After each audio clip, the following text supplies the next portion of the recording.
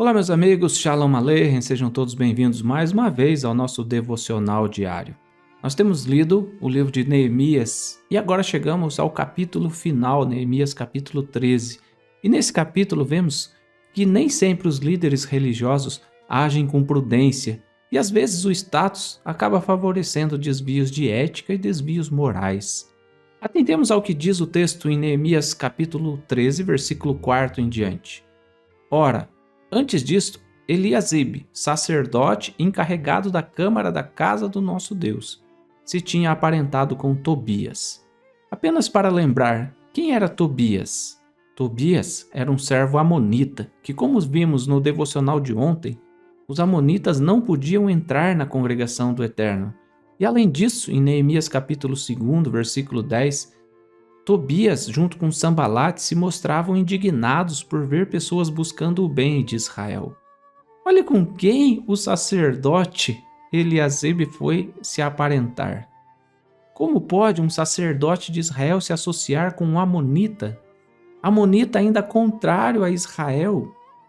Mais ainda, vemos que o texto segue dizendo que Eliasibe fez, versículo 5 em diante, para este uma câmara grande, para Tobias, onde antes se depositavam as ofertas de manjares, o incenso, os utensílios e os dízimos dos cereais, do vinho e do azeite que se ordenaram para os levitas, cantores e porteiros, como também contribuições para os sacerdotes.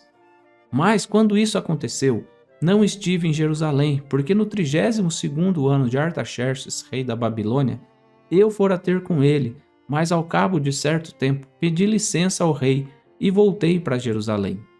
Quando Neemias volta para Jerusalém, ele finalmente fica sabendo o que aconteceu.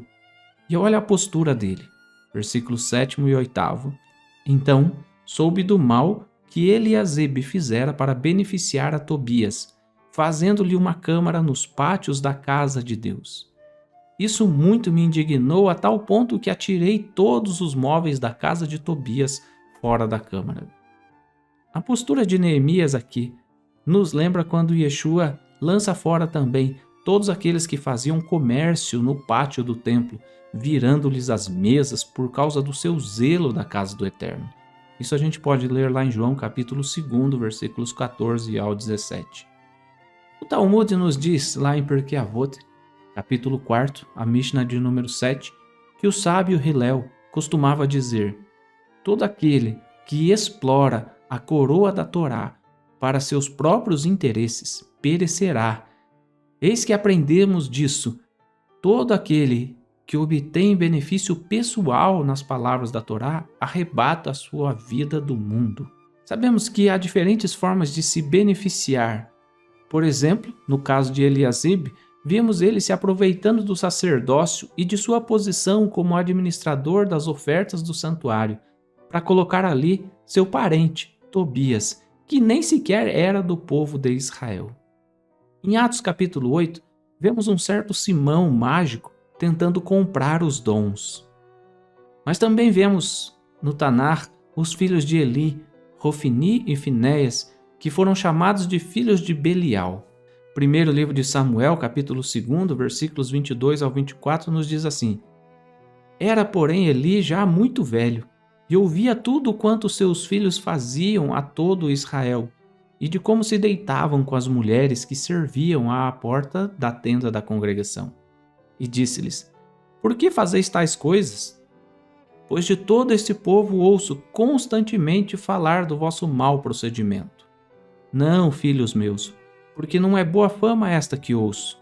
Estais fazendo transgredir o povo do Senhor. Apesar destes relatos serem muito tristes e decepcionantes, não significa que devamos desacreditar do sacerdócio. Até porque o próprio Eli condenava os erros de seus filhos, e isso abriu espaço, com a morte deles, para o crescimento do ministério de Samuel, o profeta. Mas também temos uma promessa de Deus, que quando o povo anda por caminhos retos, ele mandaria pastores segundo o seu coração. Jeremias capítulo 3, versículo 14 e 15 diz: convertei-vos, ó filhos rebeldes, diz o Senhor, porque eu sou o vosso esposo e vos tomarei, um de cada cidade e 2 de cada família, e vos levarei a Sião. Dar-vos-ei pastores, segundo o meu coração, que vos apacentem com conhecimento e com inteligência.